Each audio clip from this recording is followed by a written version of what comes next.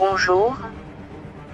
Reconnaître une victime en général est rendu difficile de nos jours par la dissimulation et le renversement des rôles, appelé aussi inversion, par les personnes usant de perversion narcissique.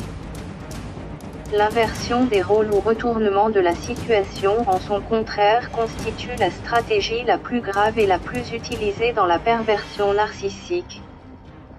Elle lui permet, non seulement, de ne pas être découvert, mais de faire accuser la victime à sa place.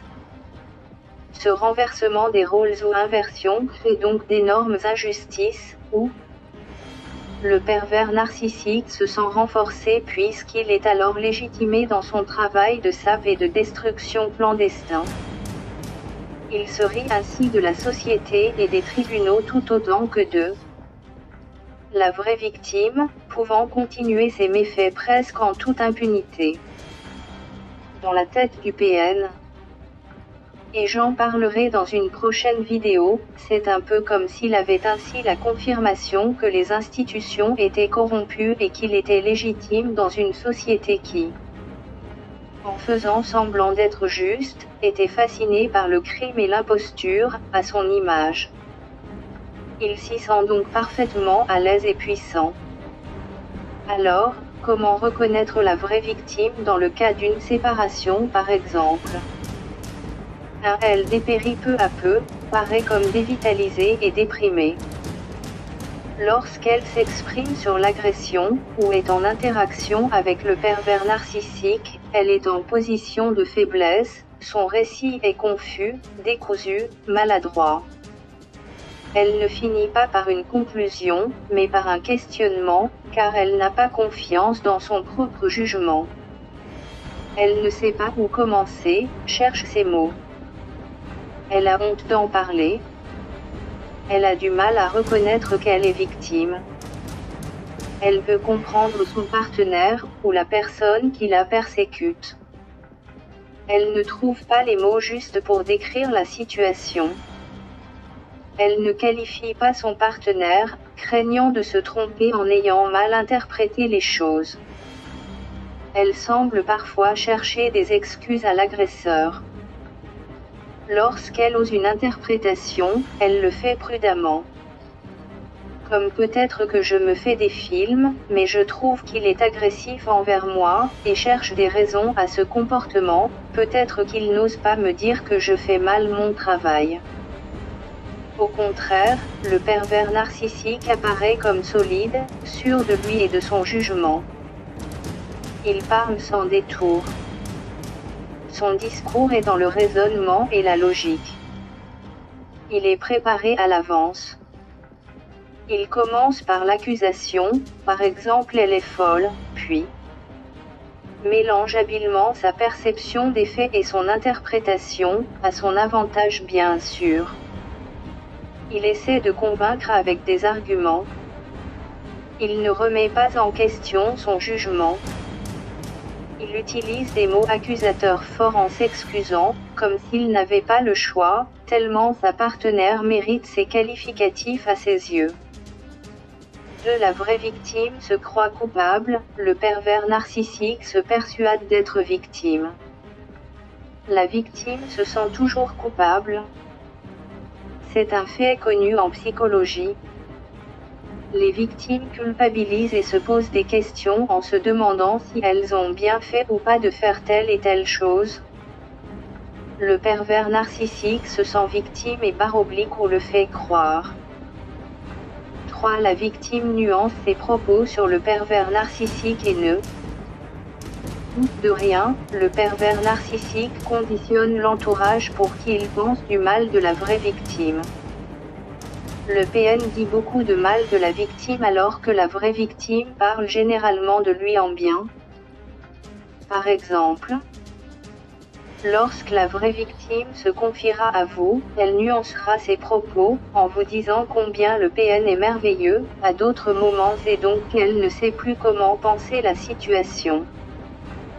Le pervers narcissique médit beaucoup sur la vraie victime, en parlant beaucoup d'elle, ainsi que d'autres personnes. Ces conversations sont faites à 80% de médisances et moqueries diverses sur les autres, ou de plans pour trouver des complices pour piéger et se moquer, ou rabaisser d'autres personnes. 4. La vraie victime aime son partenaire PN alors que le PN la méprise. 5. En procédure de justice.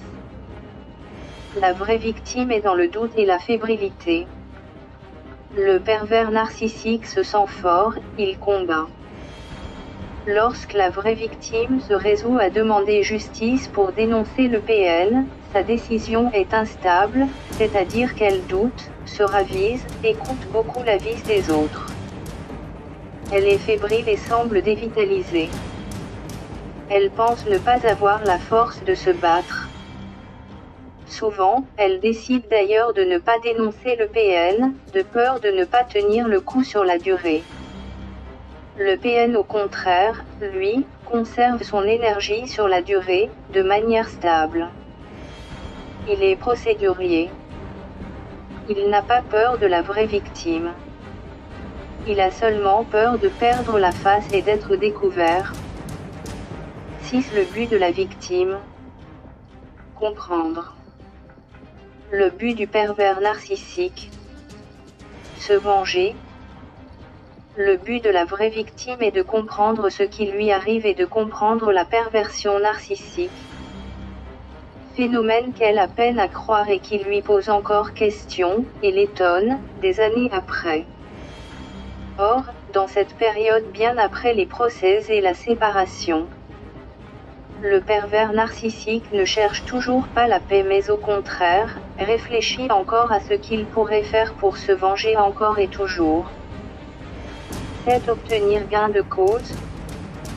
Soulage la vraie victime, qui veut passer à autre chose, mais continue d'avoir peur des représailles.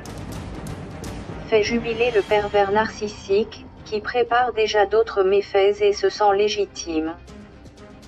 Si elle obtient gain de cause en justice, la victime est soulagée. Elle continue cependant d'avoir peur car elle sait que des représailles l'attendent. 8. Après la séparation, la vraie victime tourne la page, le pervers narcissique prépare de nouveaux méfaits.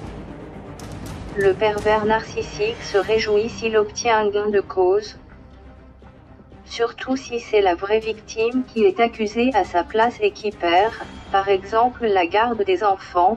Cependant, malgré sa victoire en justice, des années après, sa rancune ne disparaît pas. 9. Des années plus tard, la vraie victime s'est reconstruite et ne se méfie plus du pervers narcissique. Le pervers narcissique tente de détruire tout ce qu'elle a construit, alors que la vraie victime pense qu'avec le temps, le pervers narcissique a changé, et qu'il n'y a plus de danger, étant passé à autre chose et à oublier les années traumatisantes en construisant une nouvelle vie. Le pervers narcissique, lui, en reste toujours à son combat vengeur et essaie de détruire la réputation de la vraie victime. Et ce, même s'il a réussi son procès contre elle, en usant de médisance autour d'elle et en montant les enfants contre elle. Par exemple, il s'amuse à traquer ses activités sur les réseaux sociaux ou à la harceler, à des moments charnières de sa vie, comme une nouvelle séparation, un deuil, un déménagement, etc. Alors que la vraie victime a tiré un trait sur leur histoire, le pervers narcissique tente, chaque fois que c'est possible, de la reconquérir, ce qui semble incompréhensible pour la vraie victime.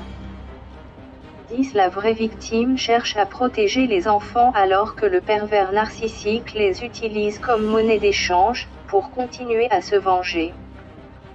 Le pervers narcissique utilise ses propres enfants contre elle, sans égard pour eux, et cherche tout autant à détruire tout ce que construit la vraie victime, que la possibilité d'avenir de ses enfants. Alors que la vraie victime a le souci d'apporter aux enfants un environnement sécurisant et une éducation qui les prépare à la vie, le pervers narcissique les met en danger et ne leur apporte aucune aide véritable. Il est jaloux de leur réussite et cherche, à travers eux, à atteindre sa cible.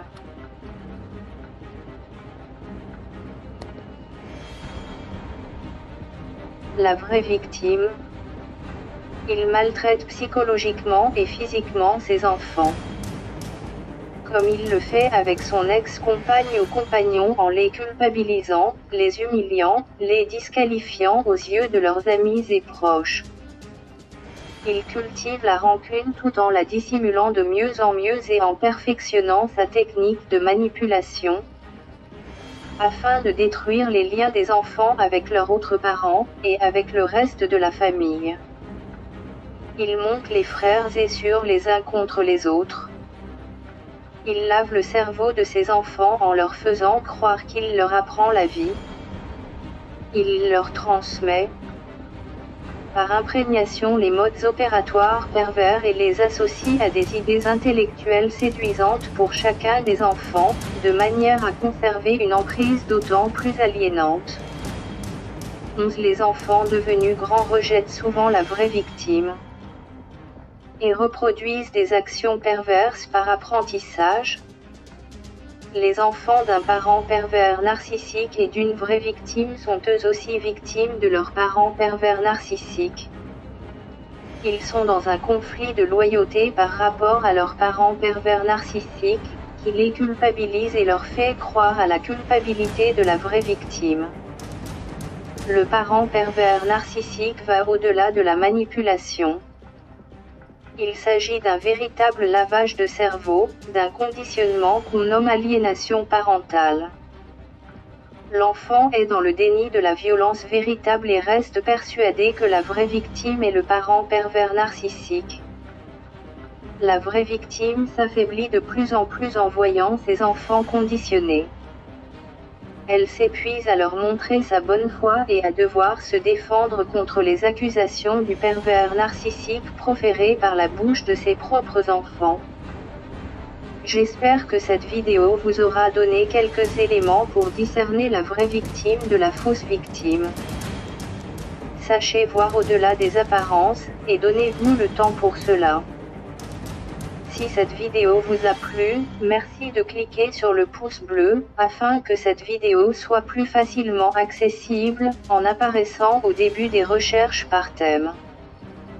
Vous pouvez aussi vous abonner pour recevoir les nouvelles vidéos quand elles sont mises en ligne.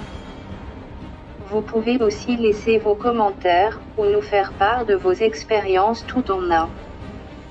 Je me ferai un plaisir de vous répondre. À bientôt pour une